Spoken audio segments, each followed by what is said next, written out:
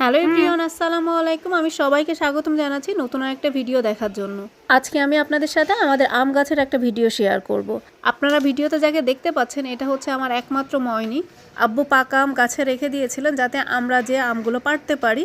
তো আমার ময়নাটার জন্য এটা ছিল একটা অদ্ভুত এক্সপিরিয়েন্স। এর আগে কখনোই সে গাছ থেকে আম ছিঁড়িনি।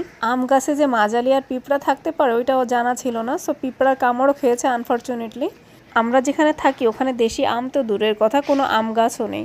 এখন আমের সিজন, বাংলাদেশে সবাই বসে বসে কত আম খাচ্ছে, আর আমরা ঘরে বসে এইসব ভিডিও দেখে মনে সান্ত্বনা দিচ্ছি। ইনশাল্লাহ আবার কোনো একদিন এই টাইমে দেশে যাব, তখন আমরাও আপনাদের মতো ঘরে বসে বসে পাকা আম খেতে পারবো।